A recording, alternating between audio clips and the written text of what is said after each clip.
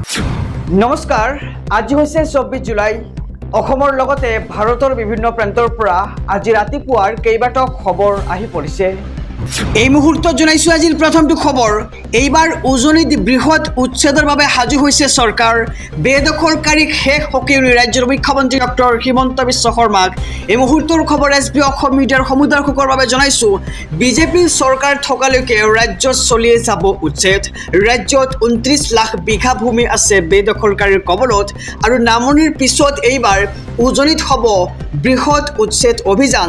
ধুবুৰী, গোৱালপাৰা আৰু বড়োখেত্ৰীৰ পিছত এইবাৰ উৰিয়ামঘাটৰ লক্ষ্য বিজেপি চৰকাৰৰ। ন' কম্প্ৰমাইজ নীতিৰে চলিব এতিয়া চৰকাৰৰ বুলডোজাৰ। অবৈধ দখলকাৰীক শেষ সকীয়নি ৰাজ্যৰ মুখ্যমন্ত্ৰী ডক্টৰ হিমন্ত বিশ্ব শৰ্মাৰ। ৰাজ্যৰ কোনো এটা স্থানতে বেদখল চলিবলৈ নিদিয়াৰ ইংগিত এইবাৰ চৰকাৰৰ আৰু পৰ্যায়ক্ৰমে ৰাজ্যৰ সকলো অবৈধ বসতিস্থলতে চলিব উচ্ছেদ। উজনি অসমত গোলাঘাটৰ পৰাই আৰম্ভ হ'ব উচ্ছেদ অভিযান আৰু মাৰ্ঘেৰিটাতো একাংশ লোকে অবৈধভাৱে দখল কৰি আছে ভূমি আৰু শদিয়াত উজনিৰ উচ্ছেদক লৈ ঘোষণা মুখ্যমন্ত্ৰী ডক্টৰ হিমন্ত বিশ্ব শৰ্মাৰ। এই মুহূৰ্তৰ খবৰ জনাইছোঁ যে বিজেপিৰ চৰকাৰ থকালৈকে ৰাজ্যত চলিয়ে যাব উচ্ছেদ। ৰাজ্যত 29 লাখ বিঘা ভূমি আছে বেদখলকাৰীৰ কবলত আৰু সেয়া সম্পূৰ্ণ মুক্ত কৰা হ'ব বেদখলকাৰীৰ পৰা আৰু নামনিৰ পিছত এইবাৰ উজনিত বৃহৎ উচ্ছেদৰ বাবে সাজু হৈছে চৰকাৰ। এই মুহূৰ্তত জনাইছোঁ আজিৰ দ্বিতীয় নম্বৰ খবৰটো। অহা 1 আগষ্টত স্তব্ধ হৈ পৰিব সমগ্ৰ ৰাজ্য। 13টাকৈ অনুসূচিত জাতিৰ সংগঠনে আহ্বান কৰিলে অসম বন্ধৰ কাৰ্যসূচী। চৰকাৰৰ বিৰুদ্ধে ধাৰাবাহিক আন্দোলন ঘোষণা অনুসূচিত জাতিৰ 13টাকৈ সংগঠনৰ। অসম বিধানসভা ঘেৰাও কাৰ্যসূচীও ৰূপায়ণ কৰিব অনুসূচিত জাতিৰ সংগঠনে আৰু 29 আগষ্টৰ দিনাই জিলা সমজিলাই কৰা হ'ব ধৰ্ণা, প্ৰতিমূৰ্তি দাহ আৰু কেওট সম্প্ৰদায়ক অনুসূচিত জাতিত অন্তৰ্ভুক্তিৰ বিৰোধিতা এইবাৰ অনুসূচিত জাতিৰ সংগঠনসমূহৰ। আৰু আগষ্টৰ শেষৰ ফালে দিল্লীত ৰূপায়ণ কৰা হ'ব প্ৰতিবাদী কাৰ্যসূচী আৰু 1 আগষ্টত স্তব্ধ হৈ পৰিব সমগ্ৰ ৰাজ্য। জনাইছোঁ খবৰটো SB অসম মিডিয়াৰ সমুদৰ্শকক। 13টাকৈ অনুসূচিত জাতিৰ সংগঠনে আহ্বান কৰিলে এইবাৰ অসম বন্ধৰ কাৰ্যসূচী।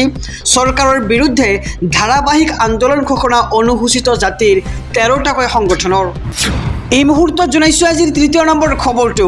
সমগ্ৰ দেশবাসীৰ বাবে এক ভাল খবৰ। অহা 2 আগষ্টৰ ভিতৰত পাব পাৰে ভাল খবৰ। কৃষকৰ একাউণ্টত শীঘ্ৰে সোমাব PM কিষাণ আঁচনিৰ ধন।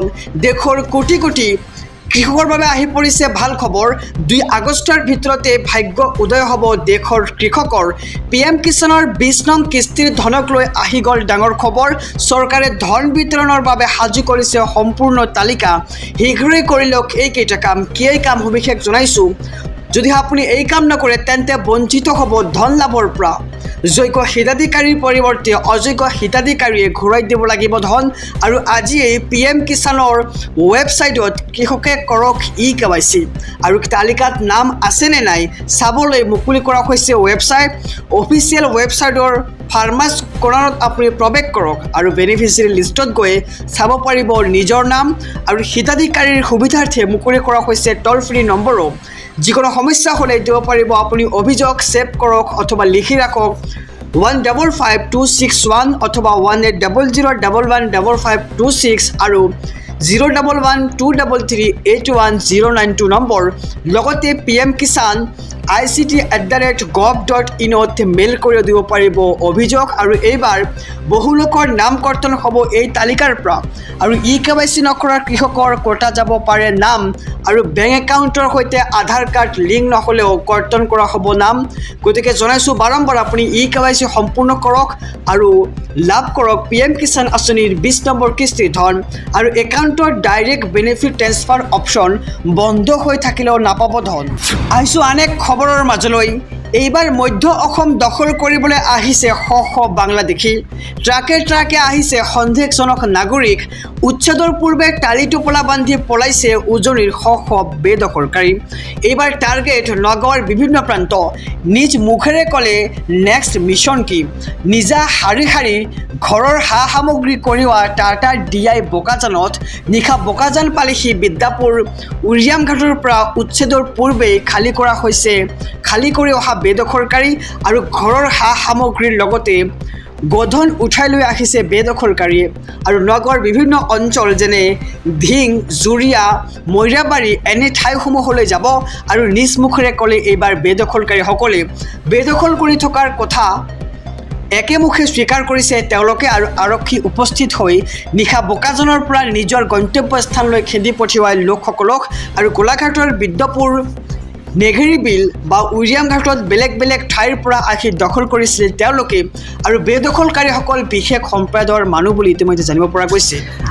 আহিছোঁ পৰৱৰ্তী খবৰৰ মাজলৈ। ধুবুৰীত আকৌ ভয়ংকৰ পৰিস্থিতি। ধুবুৰীত জাৰি কৰা হৈছে 163 ধাৰা। এই মুহূৰ্তৰ খবৰ দৰ্শকৰ বাবে।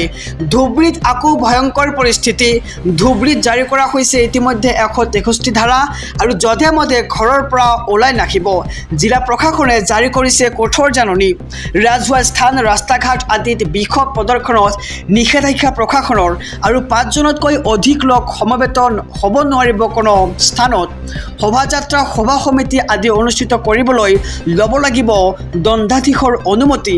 ৰাজহুৱা স্থানত অস্ত্ৰ লাঠিকে ধৰি যিকোনো মৰণাস্ত্ৰ লৈ ফুৰাটো নিষিদ্ধ ঘোষণা কৰিছে ধুবুৰী জিলাত আৰু পথ অৱৰোধ ধৰ্মঘটৰ লগতে পোষ্টাৰ লগোৱা দেৱাল লিখন প্ৰতিমূৰ্তি দাহ কৰা টায়াৰ জ্বলোৱাটো নিষেধাজ্ঞা আৰোপ কৰা হৈছে ধুবুৰী জিলাত আৰু অসামৰিক লোকে সেনা বাহিনীৰ পোছাক পিন্ধিব নোৱাৰিব।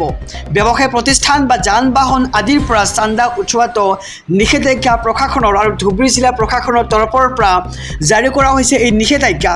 এই মুহূৰ্তৰ খবৰ জনাইছোঁ দৰ্শকক যে এইবাৰ ধুবুৰীত জাৰি কৰা হৈছে 163 ধাৰা।